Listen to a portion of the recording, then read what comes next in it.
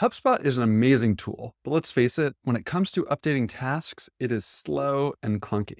You have to click on a task, wait for the page to load, go back and forth. It's not ideal.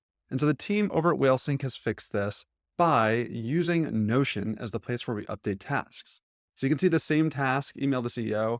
Instead of having to click in or do anything there, I can literally just update it. Move this to completed, mark this as low priority, even assign it to someone else. All of this is possible because we're using our own tool, Whalesync.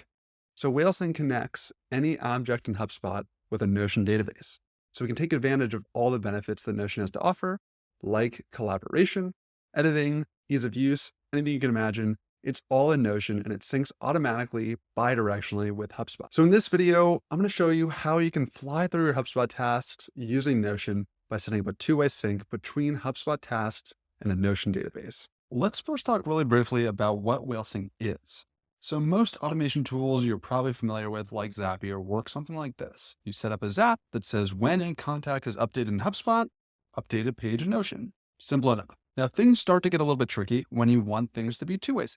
Now I need to build a second Zap that says when the Notion page is updated, update a contact in HubSpot. Now imagine I don't just want to update contacts. Now I need to build the same thing for deals, for tasks, for everything that I have in my HubSpot. All of a sudden, very quickly, automations start to look like this. You've got a maze of things that was once simple, that is now very hard to maintain. Whalesync is different. Whalesync is a two-way sync tool. Literally, you just connect your HubSpot object and you connect to your Notion database and we keep it in sync. Whalesync is the tool to turn to when you need to connect an app like HubSpot to a spreadsheet like Notion. So let me show you how this is all set up in Whalesync. In Whalesync, you're going to create a new sync and first connect HubSpot and Notion.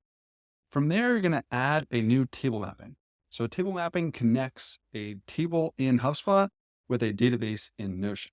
In our example, we're just going to connect the tasks database and create new table map. From here, we can utilize Whalesync's auto mapping feature. So we can map all of the fields that are in HubSpot with our fields in Notion. By default, this can include all of our fields in our HubSpot tasks.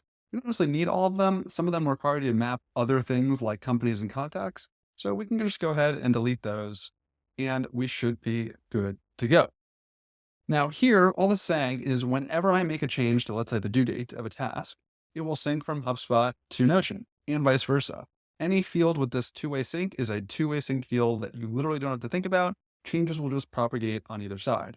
Once you've mapped all of your tables and all of your fields, you can hit save and exit up here and start an initial sync.